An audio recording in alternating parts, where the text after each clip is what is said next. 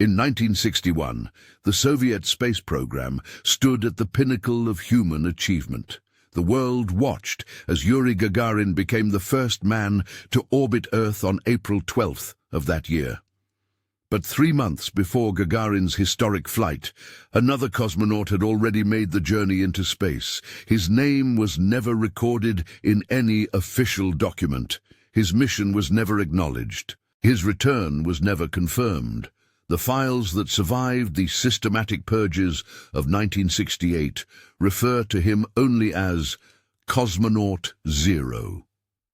According to fragmentary records discovered in the basement archives of the Baikonur Cosmodrome during renovations in 1964, this unnamed pilot was launched on January 15, 1961, aboard a modified Vostok spacecraft designated R700. The mission was classified beyond the highest levels of secrecy. Only 5 individuals knew of its existence. Chief designer Sergei Korolev, 2 unnamed engineers from OKB-1 Design Bureau, a medical officer whose identity was later erased from all personnel records, and the pilot himself. The launch was conducted during a severe winter storm that grounded all civilian aircraft across Kazakhstan. No witnesses, no documentation, no acknowledgement. Dr. Elena Volkov was 32 years old when she became the chief medical examiner for the Soviet space program.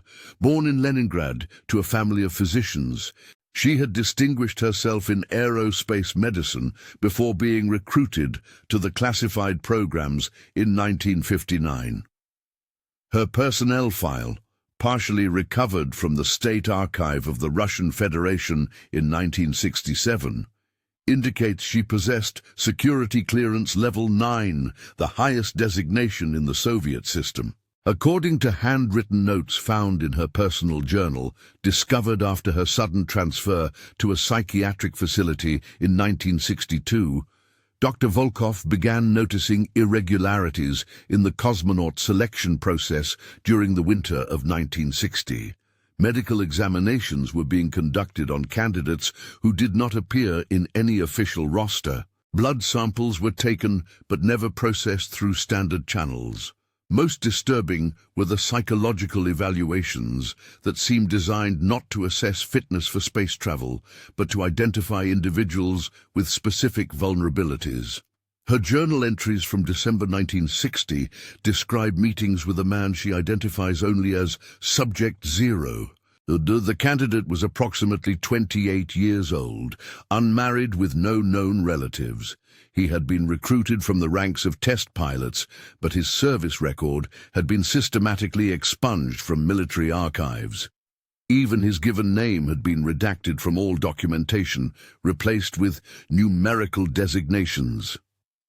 What troubled Dr. Volkov most was the candidate's psychological profile. Unlike other cosmonauts who exhibited strong survival instincts and robust mental health, Subject 0 demonstrated what she termed adaptive dissociation, an ability to disconnect emotionally from traumatic circumstances. Her notes suggest this trait was not naturally occurring, but had been deliberately cultivated through undocumented procedures. The Baikonur Cosmodrome in 1961 was a sprawling complex of launch pads, assembly buildings, and support facilities scattered across the Kazakh steppe. Built in secret during the 1950s, it represented the pinnacle of Soviet technological achievement. But beneath the official structures lay a network of underground chambers and laboratories that did not appear on any architectural plans. Maintenance worker Viktor Petrov was 41 years old when he was assigned to the night shift at Complex 19 in January 1961. A former army sergeant from Tula, Petrov had been selected for his discretion and his willingness to follow orders without question. His testimony, recorded by KGB investigators in 1963 following an unrelated security inquiry, provides the only first-hand account of the events preceding Cosmonaut 0's launch. According to Petrov's statement, archived in the Lubyanka prison records until 1968, The underground levels of Complex 19 housed specialized chambers that bore little resemblance to standard spacecraft preparation facilities. The walls were lined with a sound-absorbing material that created an unnatural silence. The lighting was deliberately dimmed to approximate the conditions of space. Most unsettling were the isolation chambers, where candidates spent weeks in complete sensory deprivation. Petrov's duties required him to deliver meals to the isolation chambers 3 times daily. He reported that Subject 0 had been confined to Chamber 7 for 37 consecutive days before his scheduled launch. During this period, the candidate received no human contact except for brief medical examinations conducted by figures in hazmat suits. Food was delivered through a mechanical airlock system that prevented any communication. The psychological conditioning process, as described in Petrov's testimony, was designed to prepare the cosmonaut for the possibility that his return to Earth might be indefinitely delayed. Unlike other space missions that emphasized safe return as the primary objective, this program seemed to prioritize the candidate's ability to accept permanent separation from human contact.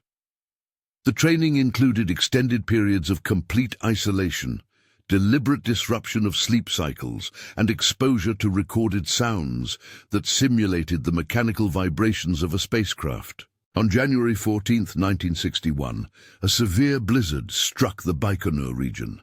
Winds exceeded 80 kilometers per hour, and visibility dropped to less than 10 meters. All scheduled activities at the Cosmodrome were suspended, and most personnel were confined to their quarters. It was during this storm that the final preparations for Cosmonaut Zero's mission were completed. Chief designer Sergei Korolev arrived at Complex 19 at approximately 2300 hours, despite the hazardous weather conditions. His presence was noted by security personnel, but no record was made of his activities during the 8 hours he remained at the facility. The only documentation of his visit consists of a brief notation in the duty officer's log. CD arrived. Special authorization confirmed. No further recording required. The modified Vostok spacecraft, designated R700, had been assembled in complete secrecy over a period of 6 months.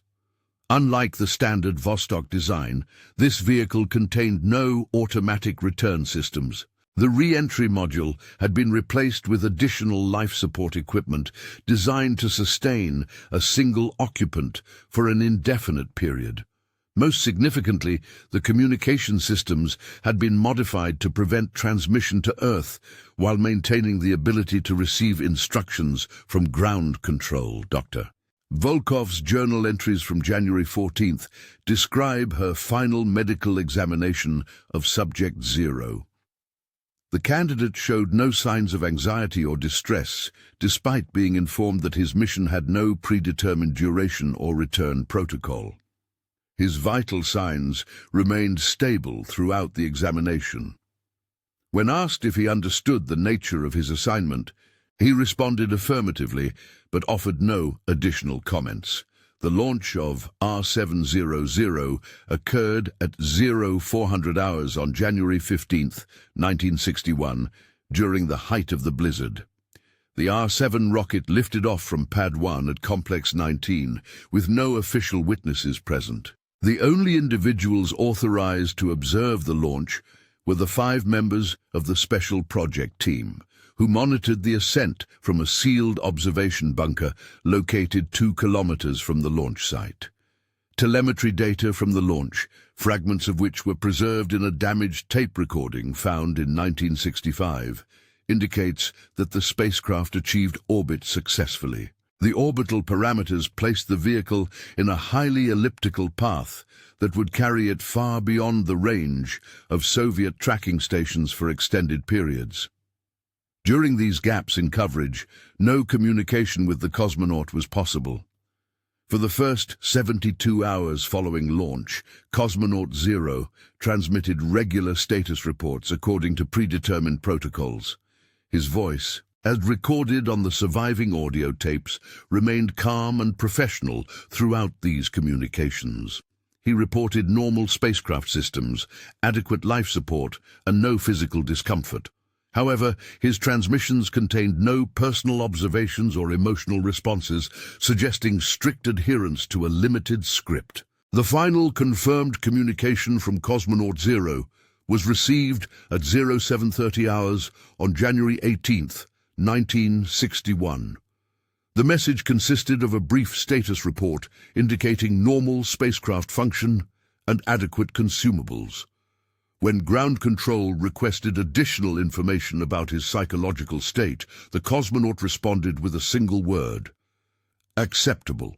No further transmissions were received, despite continued attempts to establish contact.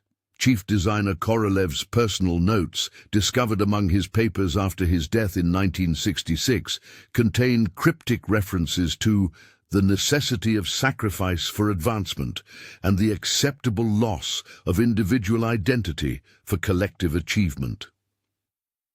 These notations, written in the margins of technical documents related to the space program, suggest that Cosmonaut 0's mission was designed from the outset as a one-way journey. The official explanation for the loss of communication was equipment failure caused by cosmic radiation. This assessment was recorded in a classified report dated February 1, 1961, and filed in the archives of the Chief Designer's Bureau. However, telemetry data indicated that all spacecraft systems continued to function normally even after voice communication ceased. The silence appeared to be voluntary rather than technical. During the weeks following the launch, Dr. Volkov began experiencing severe psychological distress. Her journal entries from late January describe recurring nightmares about empty spacecraft drifting endlessly through space. She reported difficulty concentrating on her work and an overwhelming sense of guilt about her participation in the project. Her requests to be reassigned to other duties were denied by her supervisors. On February 23, 1961, Dr. Volkov attempted to access restricted files related to Cosmonaut 0's mission. Security cameras recorded her entering the classified archives at Complex 19 during her off-duty hours. She was discovered by guards approximately 2 hours later, seated on the floor, surrounded by scattered documents. According to the incident report, she was found in a catatonic state and had to be physically removed from the building. The documents Dr. Volkov had been examining included detailed psychological profiles of the cosmonaut candidates and correspondence between Soviet officials regarding the true purpose of the space program. Among these papers were photographs of the isolation chambers and transcripts of recorded sessions where candidates were subjected to psychological conditioning techniques that bore troubling similarities to interrogation methods. Dr. Volkov was transferred to a psychiatric facility in Moscow on March 1, 1961. Her final journal entry, written the night before her transfer, consists of a single repeated phrase: "He is still up there, he is still up there, he is still up there." The entry continues for 3 pages with no variation in the text. She remained in psychiatric care until her death in 1964, never again speaking publicly about her work with the space program. Maintenance worker Viktor Petrov was reassigned to a construction project in Siberia immediately following Cosmonaut 0's launch. His testimony to KGB investigators 2 years later suggests that his transfer was not voluntary. He described being awakened in his quarters on January 16th by security personnel who informed him that his services at Baikonur were no longer required. He was given 30 minutes to gather his possessions and was transported to a train station under armed escort. The 2 unnamed engineers from OKB-1 Design Bureau who participated in the Cosmonaut 0 project both died in unrelated accidents during 1961. The first was killed in a car accident on March 15th while traveling to his home in Kaluga. The second fell down a stairwell at his apartment building on August 31st. Both deaths were investigated by local authorities and ruled accidental, but no detailed reports of these investigations have been located in official archives. Chief designer Korolev continued to oversee the Soviet space program until his death in January 1966. During the final years of his life, colleagues reported that he often spoke about unfinished business and sacrifices that must be acknowledged. His widow later claimed that he frequently stood at his office window during the evening hours, scanning the sky as if searching for something specific among the stars. The Vostok spacecraft, designated R700, remained in orbit for approximately 93 days before atmospheric drag caused its altitude to decay. According to calculations performed by Western space agencies who detected the vehicle through telescope observations, the spacecraft should have re-entered Earth's atmosphere on April 18, 1961, 3 days after Yuri Gagarin's successful mission. However, no debris from the vehicle was ever recovered and no impact site was identified. Amateur radio operators in several countries reported detecting weak signals from an unknown source during the spring of 1961. These transmissions, described as consisting of repeated numerical sequences, appeared to originate from a location consistent with R700's projected orbital path. The signals ceased abruptly on April 15th, coinciding with Gagarin's return to Earth and the worldwide celebration of Soviet space achievement. The official records of the Soviet space program contain no reference to Cosmonaut 0 or the R700 mission. When Western intelligence agencies inquired about discrepancies in Soviet launch schedules during 1961, they were told that certain activities had been training exercises rather than operational missions. This explanation was accepted without further investigation, as both sides in the Cold War routinely conducted classified military activities that were not acknowledged publicly. In 1963, a Soviet defector named Alexei Fedorov claimed to have knowledge of secret space missions conducted before Gagarin's flight. Fedorov, a former technician at Baikonur, told American intelligence officers that multiple cosmonauts had been launched during 1960 and 1961 without official acknowledgement.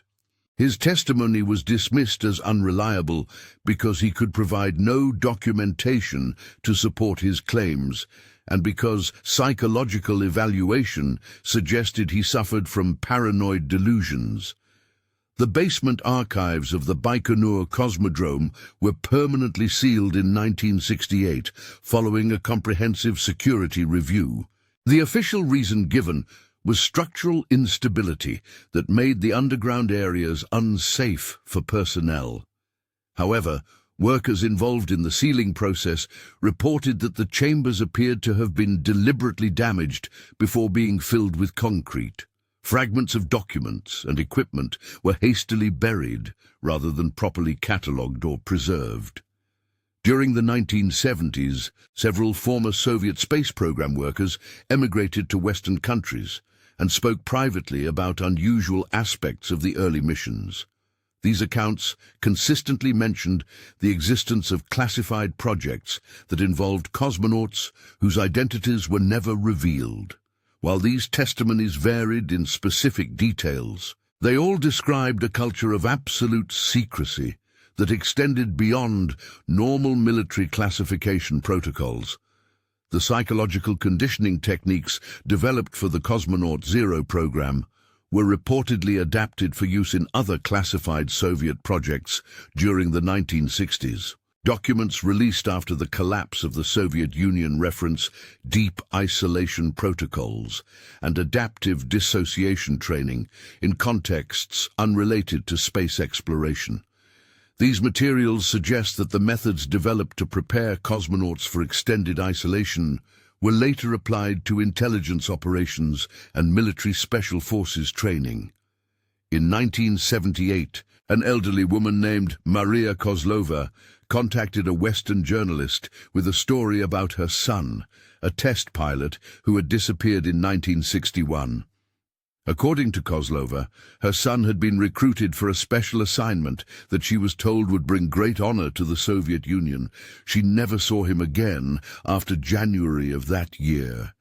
When she inquired about his fate, she was informed that he had died in a training accident, but no body was ever returned for burial. The woman's description of her son matched the physical characteristics mentioned in Dr. Volkov's journal entries about Subject Zero. However, Kozlova could provide no documentation to prove her son's identity or his connection to the space program. She claimed that all official records of his existence had been systematically destroyed.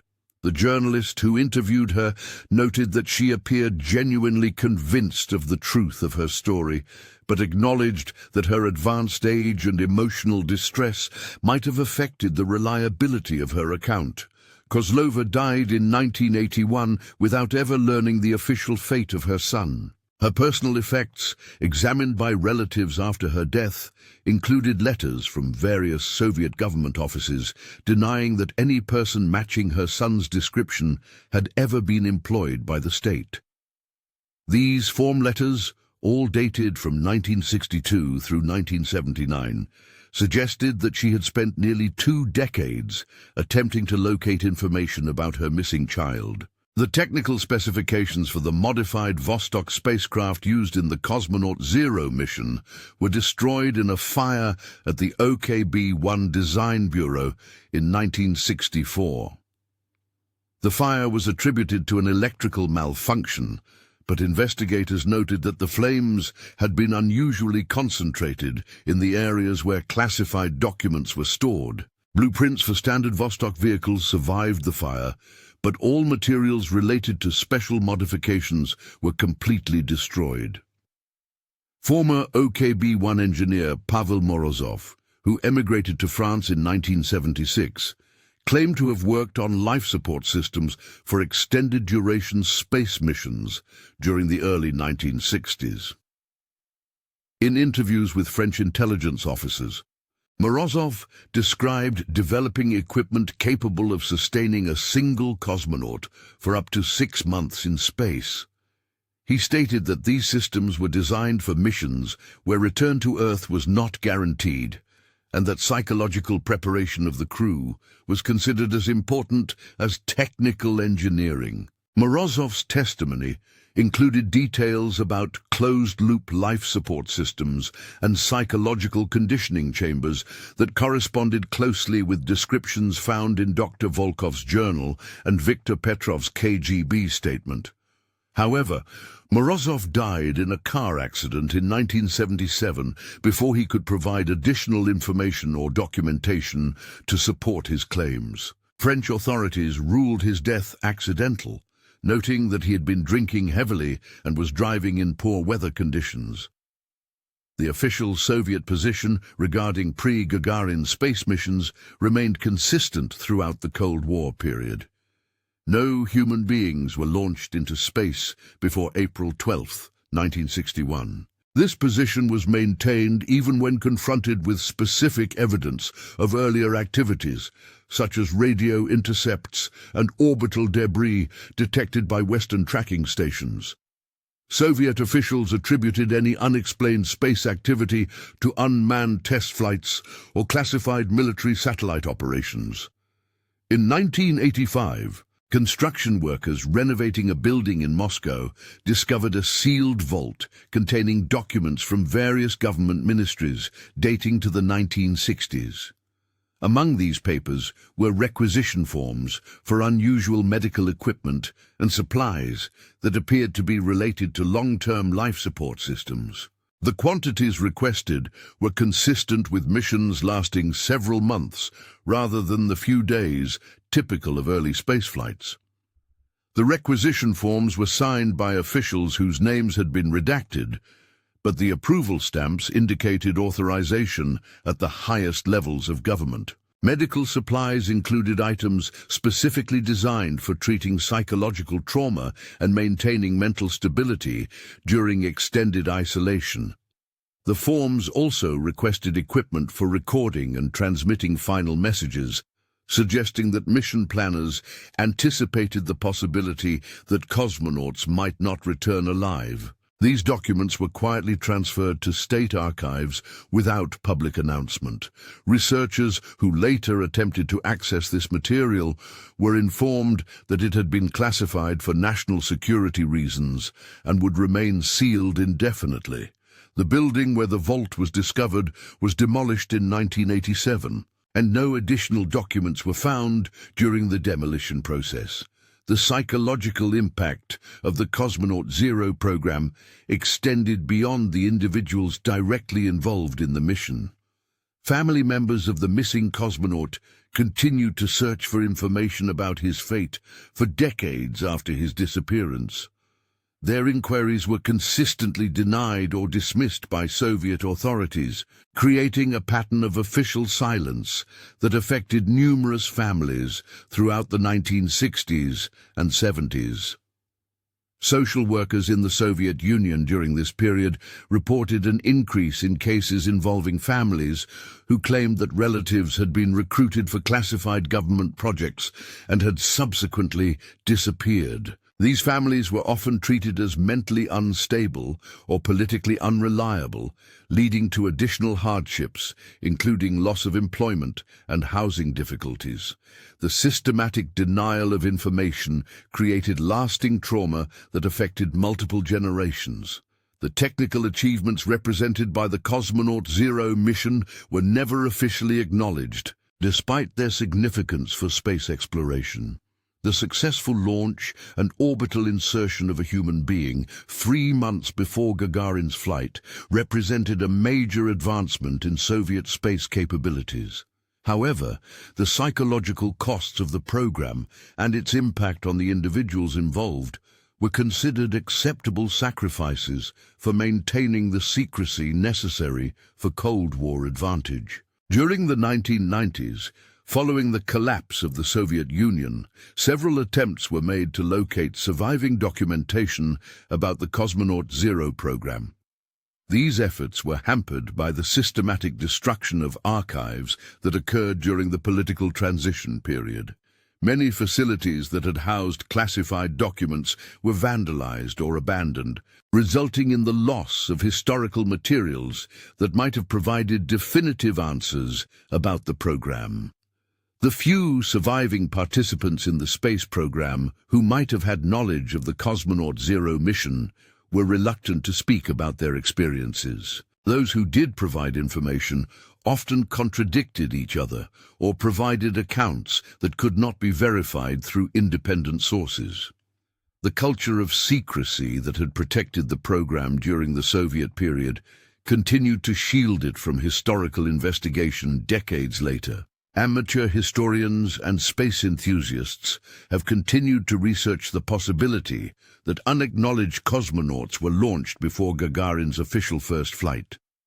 Their investigations have uncovered circumstantial evidence, including radio transmissions, orbital debris, and witness testimony that supports the existence of earlier missions.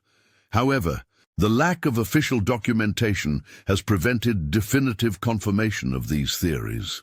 The story of Cosmonaut Zero represents the human cost of technological achievement during an era when national prestige took precedence over individual welfare. The willingness to sacrifice human lives for strategic advantage was not unique to the space program, but was particularly stark in an endeavor that was publicly celebrated as representing the pinnacle of human achievement and international cooperation. Modern space agencies have implemented comprehensive safety protocols and ethical guidelines that would prevent programs like the Cosmonaut Zero mission from being conducted today.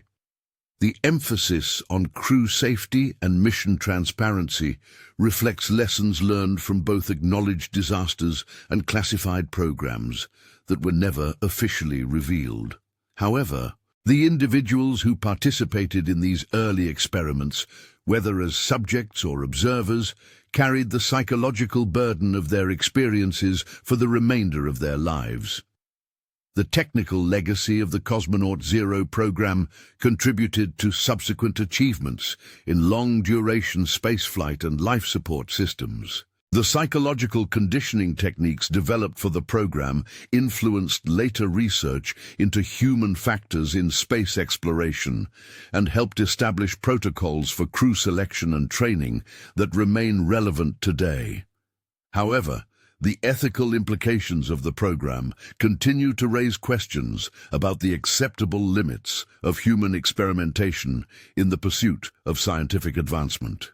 The families affected by the disappearance of the unnamed cosmonaut never received official acknowledgement of their loss or explanation of the circumstances surrounding his fate. The absence of closure created lasting grief that was compounded by the impossibility of conducting traditional mourning rituals. The denial of information by authorities prevented these families from processing their loss and moving forward with their lives. In the years following the end of the Cold War, several international organizations attempted to document human rights violations that occurred during the Soviet period. However, the Cosmonaut Zero program remained largely unknown to these investigators due to the effectiveness of the security measures that had protected it. The few surviving documents and witness testimonies were insufficient to support formal investigations or provide the evidence necessary for historical accountability. The broader implications of the Cosmonaut Zero program extend beyond the specific fate of a single individual to encompass questions about state power, individual rights, and the ethical boundaries of scientific research. The willingness of officials to sacrifice human lives for technological advancement reflected a worldview that prioritized collective achievement over individual welfare and national security over personal liberty. The psychological conditioning techniques developed for the program demonstrated an understanding of human psychology that was both sophisticated and troubling. The ability to prepare individuals to accept permanent separation from human contact and possible death in service of state objectives represented a form of psychological manipulation that challenged fundamental assumptions about human nature and individual autonomy.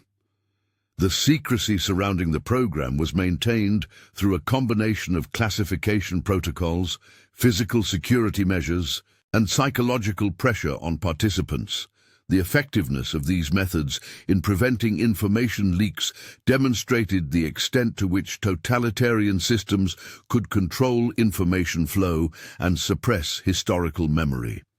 The success of these efforts had lasting implications for understanding the relationship between state power and historical truth. The Cosmonaut Zero program represents one of the most successful cover-ups in the history of space exploration.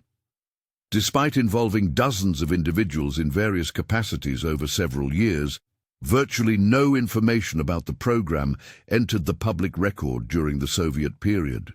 The systematic destruction of documentation and elimination of witnesses created a historical void that has proven nearly impossible to fill even after the end of official secrecy. The ethical implications of the program continue to resonate in contemporary discussions about space exploration and human experimentation. The willingness to launch a human being into space with no plan for return raises fundamental questions about informed consent, risk assessment, and the responsibility of institutions to protect individuals under their authority. These questions remain relevant as space agencies plan increasingly ambitious missions that will expose astronauts to unprecedented risks. The psychological profile that made Subject Zero suitable for the mission suggests that the selection process identified individuals whose mental state made them particularly vulnerable to manipulation.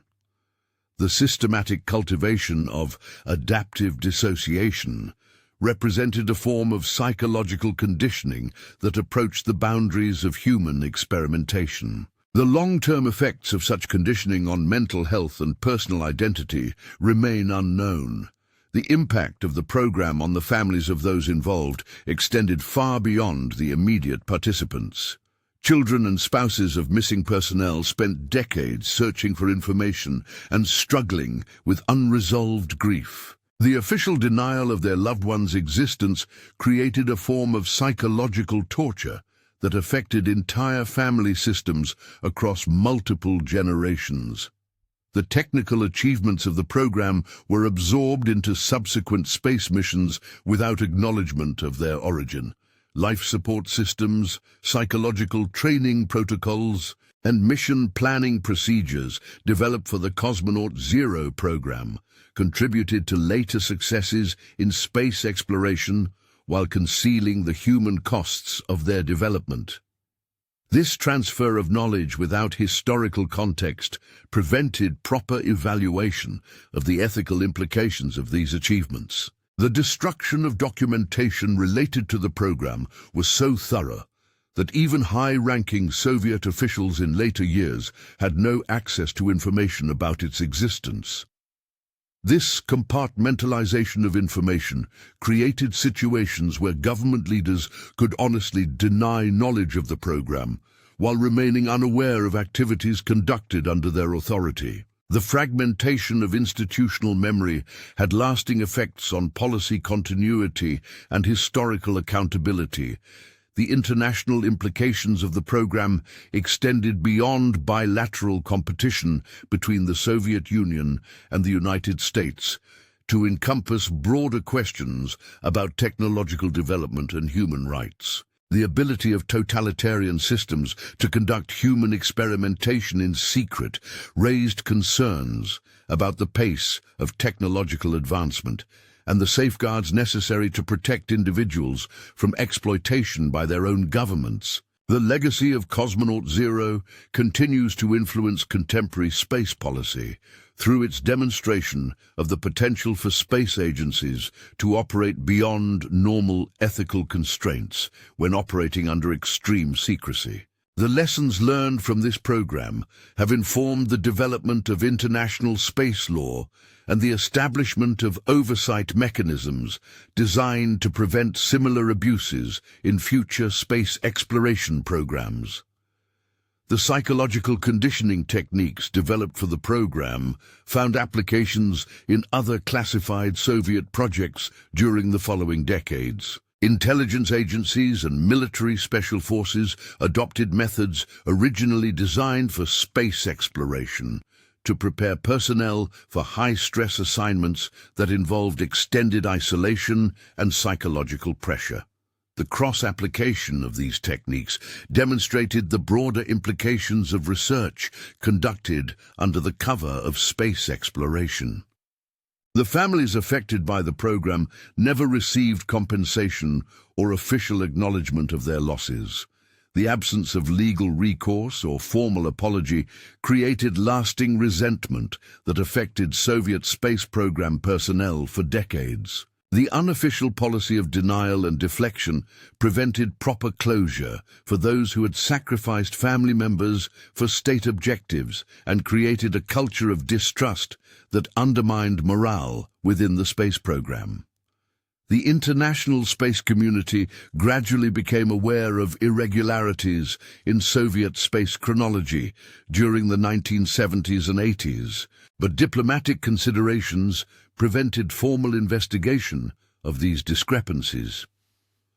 The Cold War environment made it difficult to pursue historical questions that might compromise ongoing negotiations or intelligence operations. The subordination of historical truth to political convenience had lasting effects on the historical record of early space exploration. The technical documentation that survived the systematic destruction of program records provided valuable insights into Soviet space capabilities that were not officially acknowledged until decades later. These materials demonstrated achievements in life support technology and orbital mechanics that exceeded publicly known Soviet capabilities during the early 1960s. The concealment of these achievements prevented proper evaluation of the balance of technological power during the Cold War period. The modern search for Cosmonaut Zero has been hampered by the digital revolution that transformed record-keeping during the final decades of the 20th century. Many documents that might have provided crucial evidence were lost during the transition from paper to electronic storage systems. The few surviving materials exist as fragmentary photocopies and handwritten notes that lack the official authentication necessary for historical verification. Current efforts to locate information about the program have been further complicated by the privatization of former Soviet space facilities and the dispersal of archived materials to multiple locations. Documents that once resided in centralized repositories have been scattered among private collectors, academic institutions, and government agencies with varying levels of accessibility and preservation standards.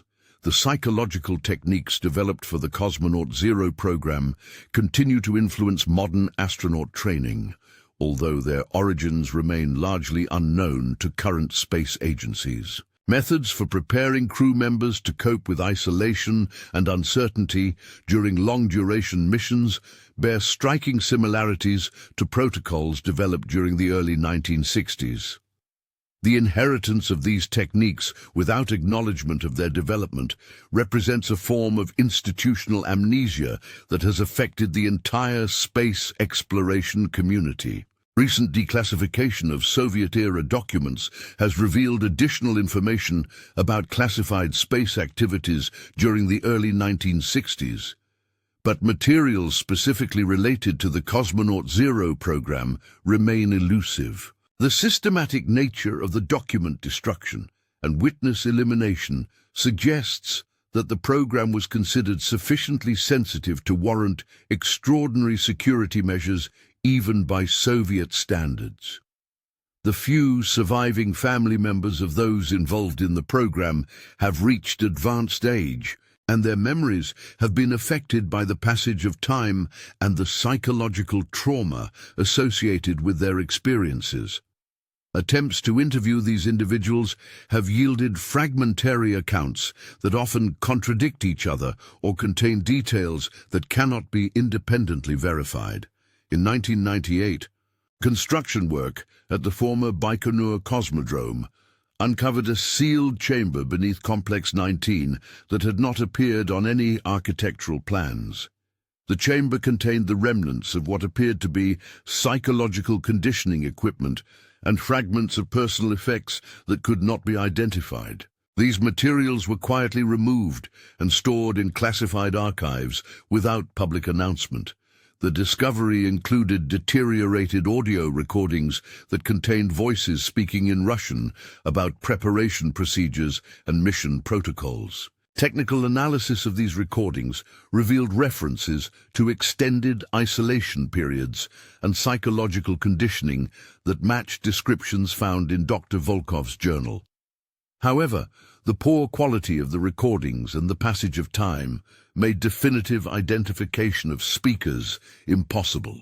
Among the personal effects found in the chamber were fragments of a leather journal containing handwritten entries dated January 1961. The writing, partially legible despite decades of deterioration, included observations about isolation training and preparations for an unnamed mission. The handwriting could not be matched to any known cosmonaut or space program personnel. The final entry in the fragmentary journal, dated January 14, 1961, consisted of a single sentence: "Tomorrow I will see the Earth from above, and perhaps I will understand why this sacrifice was necessary." The entry was followed by what appeared to be a signature, but the name had been deliberately obliterated with ink, leaving only an illegible smear. The chamber also contained technical manuals for equipment that did not match any known Soviet space hardware. These materials described life support systems designed for extended duration missions and communication equipment configured for one-way transmission only. The manuals bore no official markings or approval stamps, suggesting they had been produced outside normal documentation protocols. Investigation of the chamber was terminated in 1999, following a decision by Russian space authorities that further excavation would compromise the structural integrity of active launch facilities. The remaining contents were sealed in place, and access to the area was permanently restricted. No additional information about the discovery was released to researchers or historians. The story of Cosmonaut Zero represents more than the fate of a single individual. It embodies the human cost of technological advancement during an era when ideological competition superseded humanitarian concerns.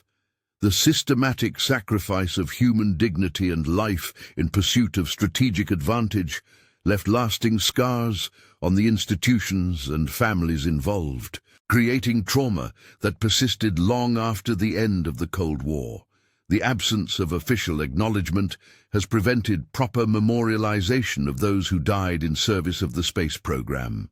Unlike astronauts and cosmonauts who perished in publicly acknowledged missions, Cosmonaut Zero and others like him have no monuments, no recognition, and no place in the historical record. Their sacrifice remains invisible, known only to the few who shared their fate or witnessed their disappearance. Modern space exploration continues to benefit from technologies and techniques developed during classified programs like Cosmonaut Zero. But the ethical framework governing current missions reflects lessons learned from past abuses. The emphasis on crew safety, informed consent, and mission transparency represents a conscious rejection of the utilitarian calculus that characterized early space exploration during the Cold War period. The families who lost loved ones to these classified programs never received the closure that comes with official recognition and proper burial. Their grief was compounded by official denial and social isolation, creating lasting psychological damage that affected subsequent generations. The culture of secrecy that protected these programs also perpetuated the suffering of those left behind. Today, the orbital path that once carried Cosmonaut Zero around the Earth is occupied by communications satellites and space debris. The vast emptiness that witnessed his final days now hosts a constellation of commercial and scientific spacecraft that serve humanity's growing presence in space. The sky that once held only his solitary vigil now teems with human activity and technological achievement. Yet somewhere in the scattered archives of the former Soviet Union, in the fading memories of elderly witnesses, and in the sealed chambers beneath Baikonur, fragments of his story persist. The unnamed cosmonaut, who vanished into the silence of space in January 1961, remains suspended between history and legend, between official denial and persistent memory. His sacrifice, unacknowledged and unremembered by official history, contributed to achievements that followed. Every successful space mission, every safe return, every advancement in human space exploration carries within it the lessons learned from his disappearance into the infinite darkness above our world. The silence that surrounds Cosmonaut Zero is more than the absence of sound. It is the deliberate erasure of human experience in service of institutional power. In that silence, the questions remain. How many others shared his fate? How many names were erased? How many families waited for loved ones who would never return from missions that never officially existed? Perhaps the most disturbing aspect of the Cosmonaut Zero program was not the loss of a single life, but the demonstration that human beings could be made to disappear so completely that even their existence became questionable. In the end, the greatest achievement of the program may have been its own concealment, leaving only whispers and shadows where once there had been a living person with hopes, fears, and dreams of returning safely to Earth.